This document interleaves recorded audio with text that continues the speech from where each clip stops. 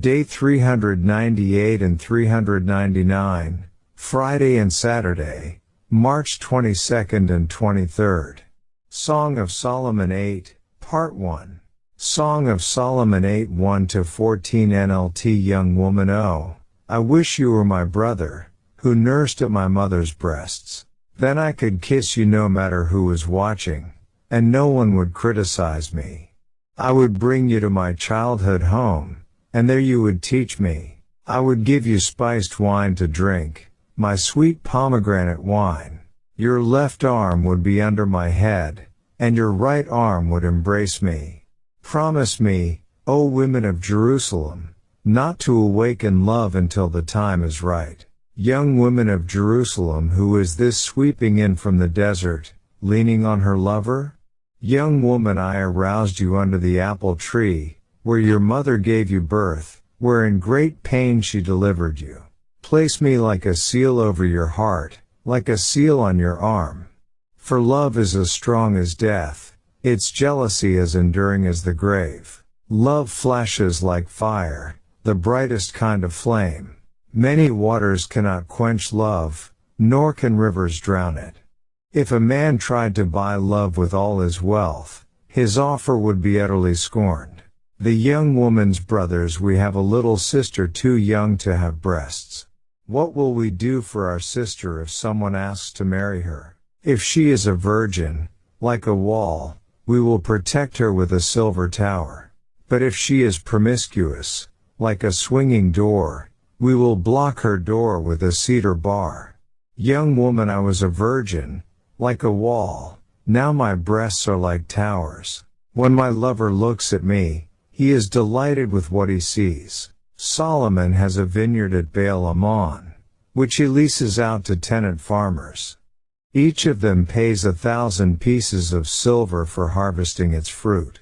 But my vineyard is mine to give, and Solomon need not pay 1,000 pieces of silver.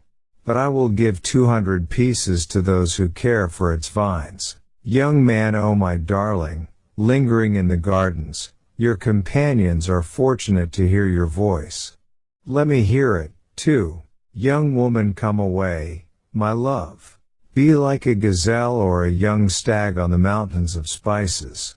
Daily Deep Dive. The UCG reading program states, 8-1, in Song of Solomon 8:1, the woman expresses her desire that her lover be like her brother. Note the like, or as, not that she wants him to actually be her brother.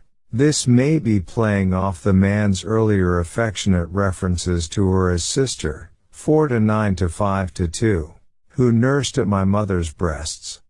In the next line of 8, first of may imply on some level that she wishes she had known the man her whole life, that she had grown up with him, so that she would not have missed any time with him. Yet the main reason she wishes he were like her brother, or, rather, that he would be viewed like her brother, is explained in the latter part of the verse. She wants to kiss him freely in public. As the New American Commentary states, the point is that she wishes she were free to display her affection openly. In the ancient world, this would have been impossible for a woman with any man except a father, brother, or other near relative, the kissing of whom would not be construed by the public as a quasi-sexual act. The freedom to kiss in public would not apply to her husband. p. 424, note on verse 1. The New International Commentary on the Old Testament concurs but explains that this is deduced mainly from the passage itself. The verse likely reflects some kind of cultural norms for public intimacy. That is, it might be permitted to touch, hold hands, and kiss a brother, but not a lover, or perhaps even a husband, since the latter, as opposed to the former, would have erotic implications, likely thought unseemly in public. The problem, however, is that we must infer this custom from the verse since we do not know in any kind of detail the customs of the day. p. 204, note on verse 1. Of course we do see this in later Middle Eastern custom. The New American Commentary further notes, Fox, Song, 166, incorrectly assumes that this verse proves that the couple is not betrothed, let alone married. But the open display of affection between the sexes is frowned upon in many societies, for example, traditional Oriental, i.e., Eastern, society. Regardless of whether the couple is married, p. 424, footnote on verse 1. 8-2, in Song of Solomon 8:2, we have the image of the woman desiring to lead the man into her mother's house, a picture we saw earlier in Song of Solomon 3:4. In the NKJV and other English versions, the word lead here is rendered in the subjunctive form as would lead, following, as with the verbs in the two prior lines at the end of verse 1, from the beginning of verse 1. That is, if the man were perceived like her brother, then she would kiss him in public, would not be despised for doing so and, in the present clause, would lead him and would bring him to her mother's house. We have already, in commenting on verse 1, made sense of why the man being as the woman's brother would allow her to kiss him openly.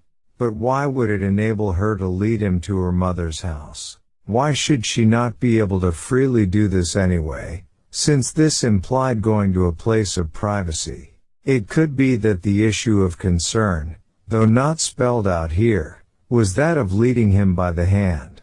Recall her dreamlike thoughts in Song of Solomon 3:4. I held him and would not let him go, until I had brought him to the house of my mother. Perhaps, as noted above, a married couple holding hands was also looked down upon.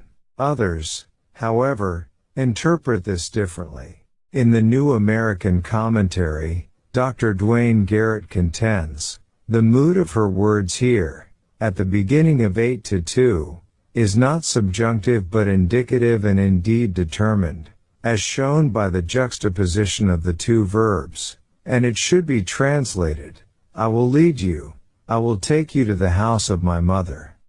Since she cannot express her love with a kiss openly, she will express her love much more fully privately. p. 425, note on verse 2.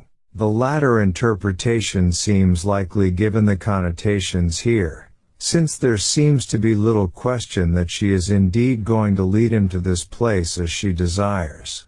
Some, as noted above, take the mother's house here to be the couple's literal vacation destination, it being referred to as the Shulamite's mother's house because, as explained in our previous comments on 3-4, either her father was not in the picture, compare Song of Solomon 1:6, or young women were considered to be raised in their mother's homes, compare Genesis 24:28, Ruth 1:8.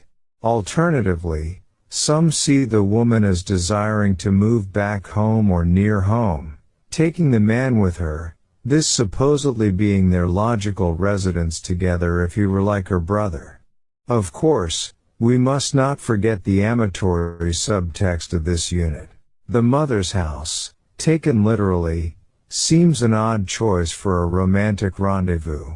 The Bible Knowledge Commentary says that in Song of Solomon 8:2 the Shulamite playfully assumed the role of an older sister. I would, or will, lead you. The verb nahag is always used of a superior leading an inferior, and even the role of the mother. The lady of the house would give special wine to the guests. So the beloved, i.e., the woman, shared the characteristics of a sister, an older sister, and a mother in her relationship to her husband. The song also portrays the lovers as friends, cf. Song of Solomon 5:1, Song of Solomon 5:16. Thus the lovers had a multifaceted relationship, note on Song of Solomon 8:2-4. In trying to make sense of the mention of the mother's house here, we should also recall the earlier use of the imagery of the woman taking the man to her mother's house in Song of Solomon 3:4, which was followed by the charge to the daughters of Jerusalem in Song of Solomon 3:5, likely concerning physical relations, just as the current use of the mother's house imagery in 8-2 is followed in verse 4 by a form of the same charge. In our comments on the earlier passage, we noted the possibility that the reference points to a groom visiting a bride's parents' house as initiating a marriage. Some might apply that in the present case to the couple being not yet married and looking forward to the intimacies of marriage. Yet, if they are already married, the imagery could imply that they want to be as if newly married, on a second honeymoon, we might say today. Alternatively, it was noted in the prior case that some interpret mother's house or mother house as meaning the womb, which would make the reference a sexual one. It was also pointed out, though, that the next phrase in 3-4, and into the chamber of her who conceived me, made the womb meaning difficult, as the mother's womb would then seemingly be meant instead of the girl's, but not out of the question since the girl could have been referring to the same part of her own person as that in which her mother conceived her. A similar difficulty with respect to the womb interpretation occurs in 8-2, the next clause seeming to refer more directly to the mother, she who used to instruct me. However, this phrase, telemadini, could also be translated as you would teach me, Jerusalem Bible, Roland Murphy, The Song of Songs, Hermenia Commentaries, p. 180, or you will teach me, thus referring to the man. Some wish to amend the Hebrew text here. Gledhill comments, the troublesome Telem Deni can easily revert to Teledeni by dropping the M, thus meaning, she gave me birth, p. 216. Seen to correspond to her who conceived me in Song of Solomon 3:4, and similar meanings in Song of Solomon 6:9 and Song of Solomon 8:5. But dropping a consonant from the Masoretic text is unwarranted, as is the Greek Septuagint changing the entire line in Song of Solomon 8:2 to repeat the phrase from Song of Solomon 3:4. It seems more likely that the wording in Song of Solomon 8:2 was carefully chosen to be close to the former wording in 8:2 but with a significant difference. The wording may even be intentionally ambiguous as to person. In one sense, the Shulamite, who was reared and taught by her mother in the ways of love, will now take on the role of teacher of her husband in the bedroom. Yet on the other hand, the woman who was formerly taught by her mother will now learn much more about the ways of love from her husband assuming the teaching role. Thus, the indication may be that they will instruct one another in their shared adventure. Concerning the giving of wine to drink in the next line, this may refer on some level to the role of the lady of the house playfully assumed, as mentioned above. Of course, this should be seen in a figurative sense. The second line of the verse utilizes the by now well-attested theme of drinking intoxicating liquids to signify physical intimacies. Song of Solomon 1:2, Song of Solomon 5:1, Song of Solomon 7:9. Sexual activity is both sensual and intoxicating, and so is drinking spiced wine and pomegranate wine. Nico, p. 204, note on 8-2. Note particularly that she refers to the juice of her own pomegranate. This is clearly an erotic symbol. We earlier saw the woman's sexuality represented as an orchard of pomegranates, Song of Solomon 4:13. And note the symbolism in one of the Egyptian love songs, where trees of an orchard are describing lovers meeting there. The sister and brother make holiday, swaying beneath my branches, high on grape wine and pomegranate wine are they, and rubbed with moringa and pine oil. Turin Love Songs, number 28, in William Simpson, ed., The Literature of Ancient Egypt, p. 312.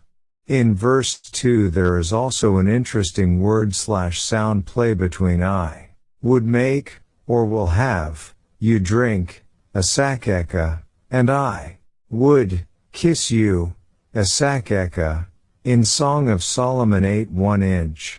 Nico, note on verse 2.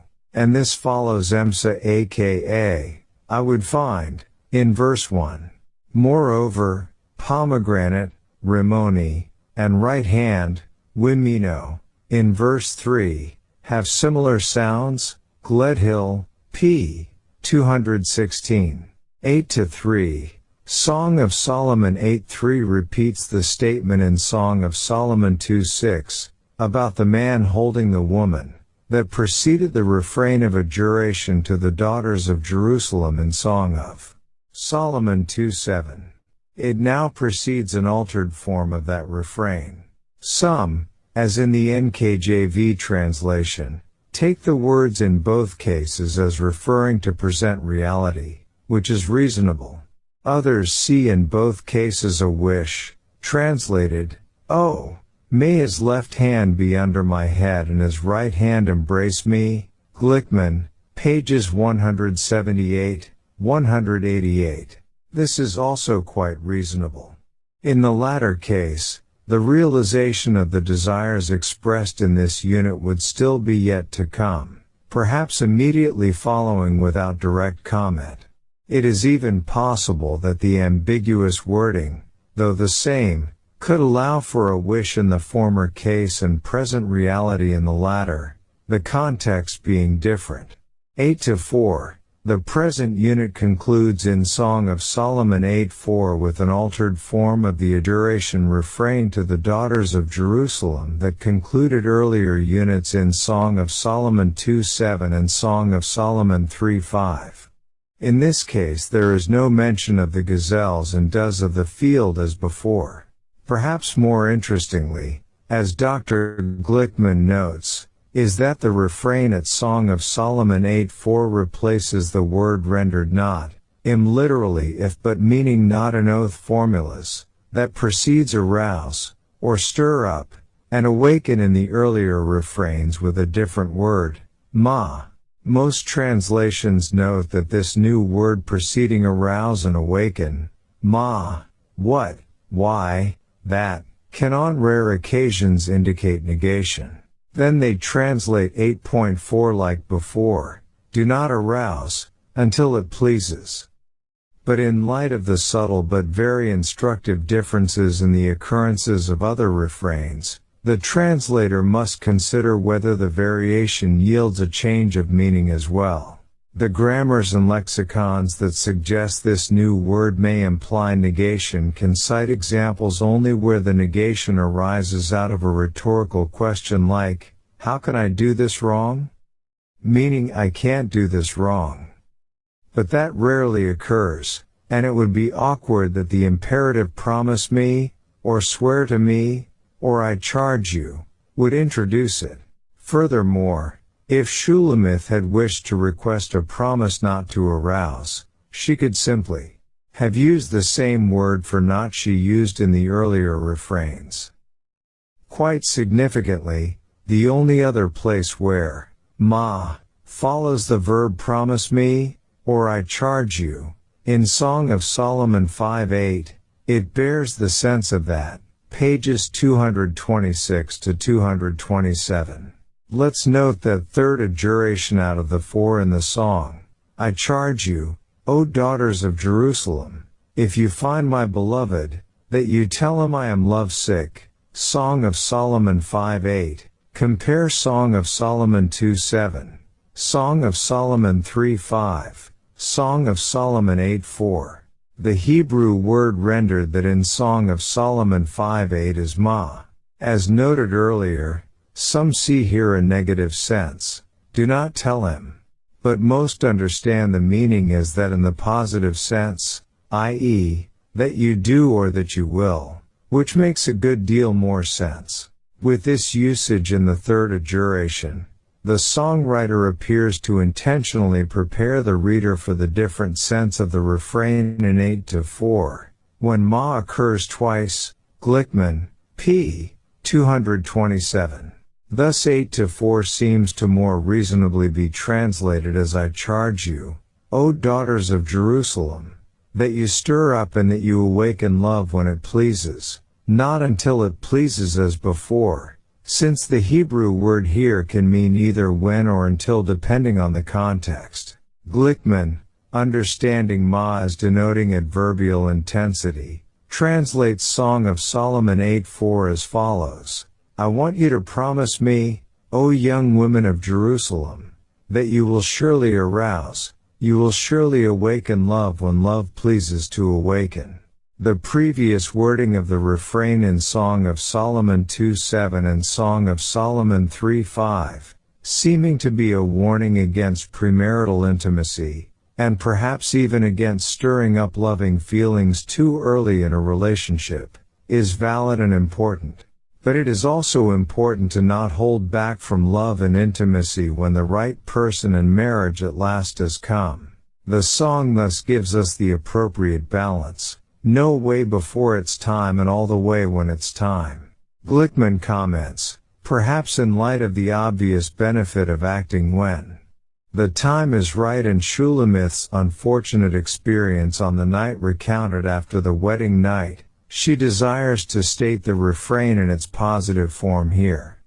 In light of the instructive transformations of other refrains in the song, the resounding encouragement to seize the opportunity for real love when the opportunity arises is a climactic conclusion to this refrain, pages 227 to 228.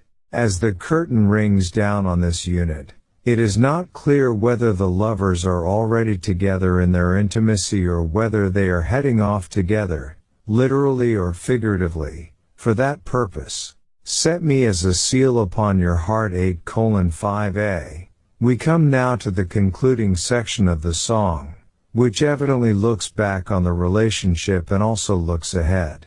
In considering the unit's opening in Song of Solomon 8:5a, we should recall that the third unit of the song closed in Song of Solomon 3:5 with the adjuration refrain to the daughters of Jerusalem, and the next, the fourth and central unit, probably concerning the wedding of the couple, opened in Song of Solomon 3:6 with Who is this coming out of the wilderness?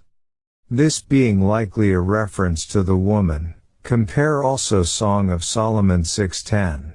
Even so, the unit before the present one closed in 8-4 with a form of the adjuration refrain, and this last unit opens in verse 5 with Who is this coming up from the wilderness? Clearly defined in this case as the woman, since she is leaning upon her beloved, same verse. Recall from our comments on the preceding unit that some believe the couple was there heading off on a romantic getaway to rekindle their romance, some understanding the destination to be the woman's childhood home. Proponents of the shepherd hypothesis see the couple leaving the palace and harem in Jerusalem and permanently returning to the area of the woman's childhood home. In either case, Song of Solomon 8:5 is often considered to be the couple coming up from the wilderness in approaching the childhood home. Taking verses 8-9 to be the words of the Shulamites brothers is considered to buttress this view, the idea being that these words are spoken during a visit to the home of the woman's family. This is part of the reason that some attribute verse 5, as the NKJV does, to an unnamed relative, often viewed here as witnessing the couple's arrival at the country homestead.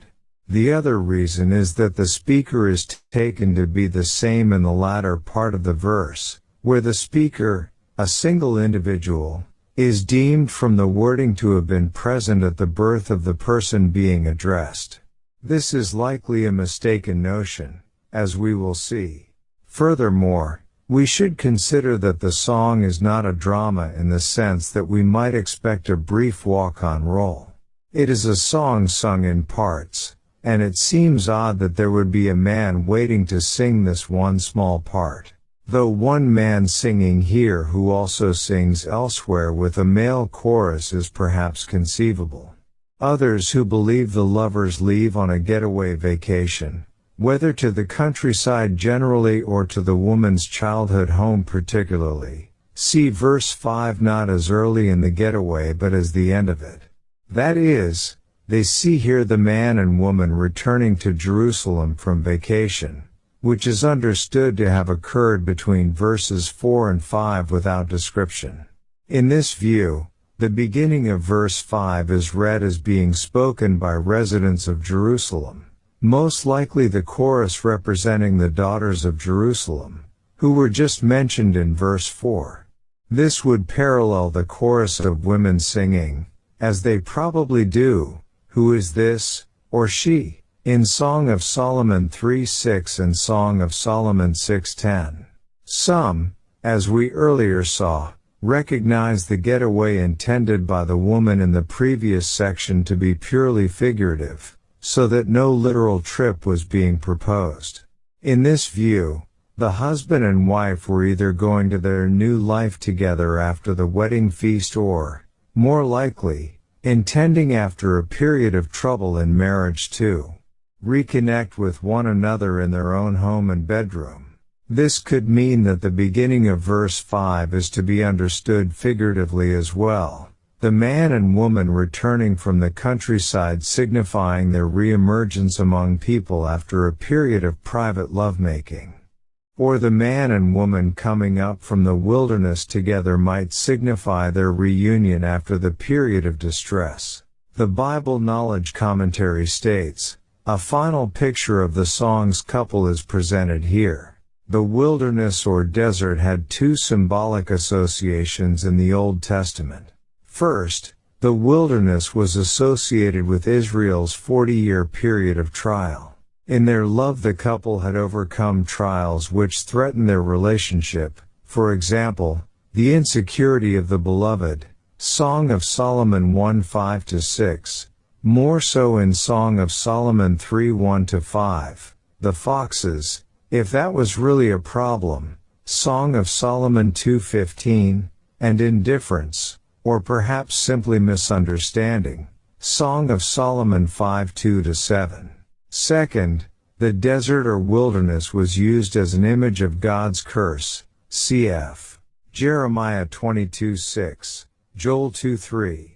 The couples coming up out of the wilderness suggests that in a certain sense they had overcome the curse of disharmony pronounced on the primal couple, Adam and Eve, Genesis 3:16b, note on Song of Solomon 8:5. Along these lines, the first emergence from the wilderness in Song of Solomon 3:6 perhaps symbolized coming from the betrothal period separation and difficulties and, in the wedding ceremony, inheriting the promised land of marriage. This second emergence from the wilderness could be seen as a renewed inheriting of that promised land, a renewed marriage, only now their emergence from the wilderness is not merely through the institution of marriage, as symbolized by the public wedding, but through leaning on each other, working out their difficulties and growing together in love and intimacy, shown by the two coming up together privately. Again, it would make sense here that the chorus sings the beginning of verse 5, not as literal witnesses of a return from the wilderness, but as friends noting the special togetherness of the couple. The NIV lists the singers here as the friends, referring to the chorus. 8:5b, who, then, is singing in Song of Solomon 8:5b, who is being addressed, and how is this part of the verse to be understood? As mentioned above, the NKJV attributes both parts of the verse to a relative, thought, because of the wording in the latter part, to have been present at the birth of the person being addressed. The idea is that the speaker points to a literal apple tree and says to one of the newly arrived lovers, "That's the spot where you were born, or conceived." There are a few points we should observe. First of all, The object suffixes of this verse are all masculine, the you addressed being apparently the man. Some dispute this, however, on a thematic basis. They correctly point out that other references to being brought forth by the mother in the song apply to the woman. Song of Solomon 3:4, Song of Solomon 6:9, Song of Solomon 8:2. There is, however, an earlier mention of the man's mother in the context of the wedding, she being the one who crowns him and thus sends him off into marriage. Song of Solomon 3:11. And this may apply here in a figurative sense with the woman as the speaker, as we will see momentarily. Yet another reason people insist on the man not being the one awakened and brought forth, in either a literal or figurative sense, is that they find this difficult to reconcile with the man as a type of Christ, or God in Jewish allegory. How, in a spiritual sense, could the woman, as the church or Israel, or a relative, for that matter, have wakened Christ, or God? Would it not be the other way around? Of course we then get into disputes about Israel or Mary giving birth to Christ. And would this not also be an issue with the mention of the mother in Song of Solomon 3:11? Or how about the woman proposing to lead the man in Song of Solomon 3:4 and Song of Solomon 8:2? Indeed, a preconceived notion about spiritual parallels should not be the basis for ignoring Hebrew grammar. Marvin Pope in his Anchor Bible commentary correctly points out that the retention of the masculine suffixes in the Jewish Masoretic text here, despite this running counter to centuries of Jewish allegorical interpretation, supports a solid early tradition for the masculine suffixes. Song of Songs, p. 663, note on verse 5c.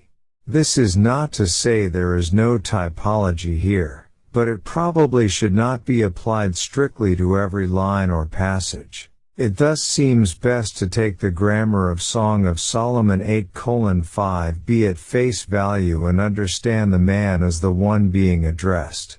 Second, the phrases in verse 5b represent key themes in the song.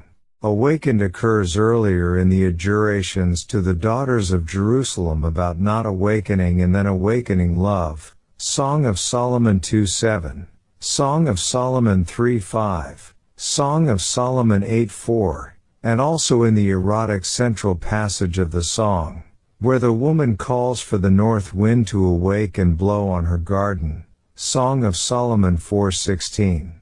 The apple tree, or a comparable fruit tree, as it is not certain just what fruit is meant by the term apple in both places, some suggest apricot, was used of the man as being the place of love and intimacy in Song of Solomon 2:3, the fruit there, and in Song of Solomon 2:5 being symbolic of sensual pleasure. And being brought forth by the mother is, as already noted, mentioned of the woman in Song of Solomon 3:4, Song of Solomon 6:9 and Song of Solomon 8:2, the former and latter verses here occurring in a sexual context and perhaps having an erotic meaning. So it seems most likely that the sentence in Song of Solomon 8:5b is to be taken in a figurative sense of sexuality, especially on the heels of an emergence from the wilderness that is also probably a metaphor concerning the relationship. Surely a relative is not making all these erotic connections. This is most likely private communication between the lovers, probably the woman, as the NIV notes, speaking to the man, as per the grammar. As before, some of the prior references alluded to concern the experience of the woman, though both were involved in these and there may be a mutual application, especially as the last section concerned the woman taking the initiative to lead the man in a renewal of romance and intimacy. Third, the repetition near the end of the verse seems to emphasize not just being conceived, but the labor of birth, as the NIV translates it. As Dr. Craig Glickman explains, the word for to labor in birth, as he translates it, may also mean conceived or simply to be pregnant. The noun derived from the word means labor pains, which favors the meaning of the verb as to labor in birth. Perhaps the songwriter intends both meanings, having a play on words with a single word, Solomon's Song of Love, p. 228. Here, again, may be a figurative picture of the pain of labor giving way to the joy of new life. Putting all of this together, it would seem that the woman is telling the man that she awakened him sexually during the delight of intimacy with him, and that he was born anew through this experience, or perhaps that he was, so to speak, born to be loved by her. More specifically, she may be speaking of having reawakened him sexually in a rebirth during their recent intimacy, the idea possibly being that she herself has followed the pattern of his mother in giving new life to him, in their revived relationship, after going through a period of distress. Directing attention toward the apple tree, besides its implication of sensual delight, would seem to indicate a return to the joy of love in the opening section of the song. Again, see Song of Solomon 2:3. That is to say, after coming up from the wilderness in a renewal of marriage, the lovers find that they have arrived back at the love they once knew. This truly is a beautiful picture. Of course, it is contingent on seeing some chronological progress in the song from the beginning until this point. A number of interpreters deny this, but it helps a great deal in making sense out of what is being described throughout. 8 to 6 to 7, continuing the apparent theme of renewing the marriage, as, again, coming up from the wilderness in Song of Solomon 8:5 was an image previously associated with what seems to be the wedding of the couple in Song of Solomon 3:6 to 11. We are next, in Song of Solomon 8:6 to 7, given a call to renewed commitment and an abstract description of the nature of love, which in context refers to the various aspects of the love between a man and woman in marriage, including the mutual attraction, passionate desire, romantic feeling, companionship, concern, and commitment that bind them together. As the pronouns in verse 6a are masculine singular, it is clear in context that the woman is speaking to the man, and, given the for here, that she speaks through the end of verse 7, as is generally acknowledged. She asks him to set her as a seal on his heart and on his arm. Verse 6a. Engraved stone or metal seals, used for identification, Genesis 38:18, and signature purposes, were carried on one's person, just as people in the Western world today don't leave home without wallet and driver's license. The word for seal in Song of Solomon 8:6 is an Egyptian loanword. Such objects could be worn on strings about the neck, Genesis 38:18, and thus lie over the heart. They were also worn as rings on the hand, Jeremiah 22:24, Roland Murphy, The Song of Songs, Hermeneia Commentaries, p. 191. Footnote on Song of Solomon 8:6. Interestingly, the boy in one of the Cairo love songs may have used similar imagery. If only I were her little seal ring, the keeper of her finger, I would see her love each and every day. While it would be I, who stole her heart, Group B, number 27 or 21c, translated by Michael V. Fox. The Song of Songs and the Egyptian Love Songs, p. 38. Here the picture is of perpetual closeness with the person loved. Song of Solomon 8:6, however, does not mention the finger but the arm. Some picture a bracelet. Yet a ring on the finger could be meant if the word literally translated arm is interchangeable here with hand. Just as in Song of Solomon 5:14 hand was understood as arm. Murphy, Footnote on 8-6. Yet the nuance of arm is surely deliberate in this brilliantly crafted work. If the woman herself is pictured as a seal, then it would seem she wishes to be over the man's heart, in private affections, and on his arm, in the sense of holding onto his arm and being presented on his arm in public. Their arrival in Song of Solomon 8:5 was marked by her leaning on him, evidently on his arm. On the other hand, set me as a seal upon your heart, upon your arm may have the sense of impress me as a seal onto your heart and arm. In this case, the idea is that she be indelibly stamped onto his heart, that is, onto his emotions and inner commitment, and onto his arm, meaning, as with God's commandments in Deuteronomy 6:6-8, onto his actions. And, considering the identification imagery, she may have been asking that the man be completely identified with her, that in observing him, all would see a man wholly devoted to her, her name being figuratively tattooed on his arm, as we might think of it today. Moreover, there may be a sense here of a mark of ownership, that the man would willingly belong, and be seen as belonging, to her, in this apparent recommitment to marriage with its mutual possession. The remainder of Song of Solomon 8:6-7 gives the basis of the commitment the woman desires of the man, clearly implied to be the basis of her own feelings. The first two lines about the seal are connected by the word for to the next two lines about love being as strong as death, in not letting go of those in its grasp, and, likewise, jealousy, i.e., proper jealousy in the sense of guarding the exclusivity of the committed relationship, being as unyielding as the grave, NIV, the word cruel in the KJV and NKJV probably being a wrong nuance in this case of the Hebrew word here that literally means hard. Glickman notes a short chiastic or symmetrical pattern. A. Heart. B. Arm. B. Strong. A'' jealousy unyielding. p. 228.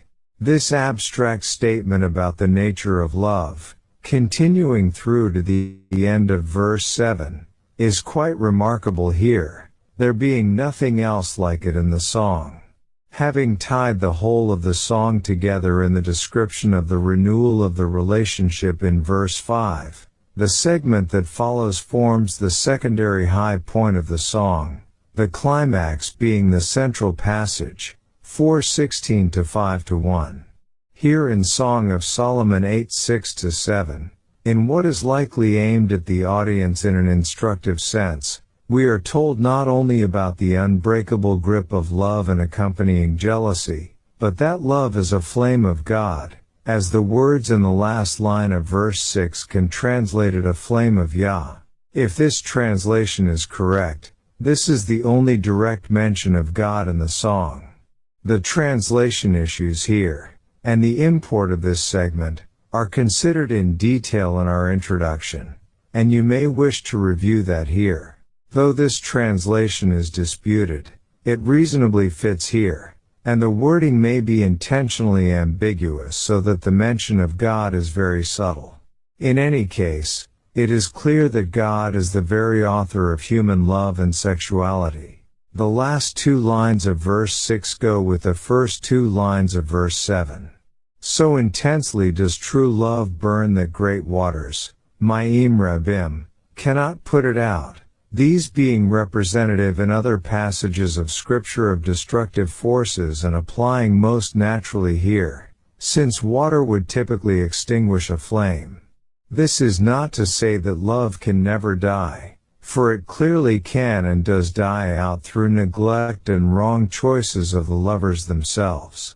But when true love is burning, it cannot be quenched. At the end of verse 7 we are further told that love cannot be bought. If a man gave everything he had for love, it, or he, this could be translated, would be utterly scorned, NIV. Shepherd hypothesis advocates take this as a summary of what has happened throughout the song. The New Bible Commentary, Revised, contends here, true love is not only unquenchable, it is also unpurchasable.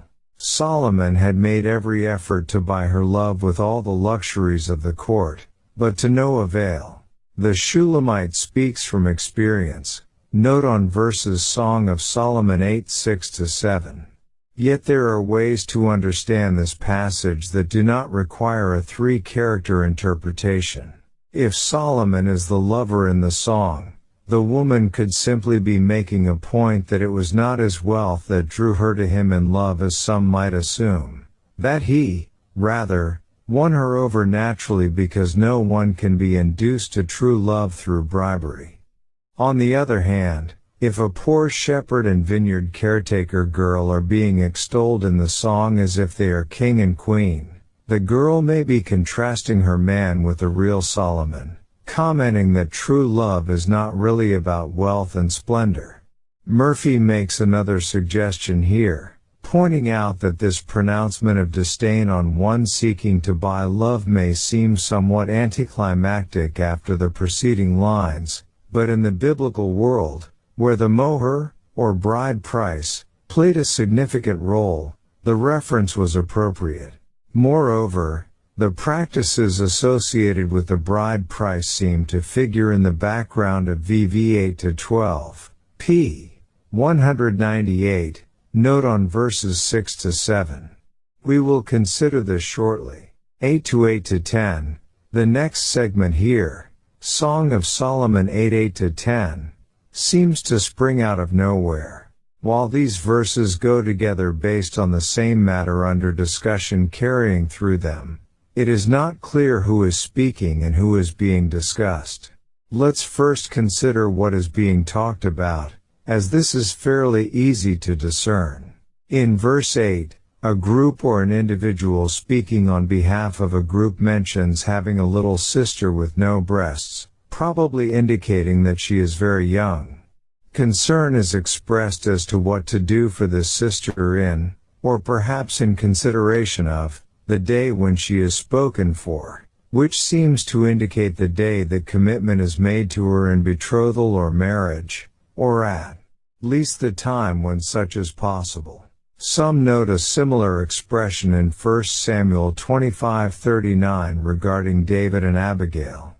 In fact, this meaning would follow well in the context of the commitment sought in Song of Solomon 8:6. Verse 9 is either a response by another part of the group here or a continuation by the same speaker or speakers if the question at the end of verse 8 was posed rhetorically.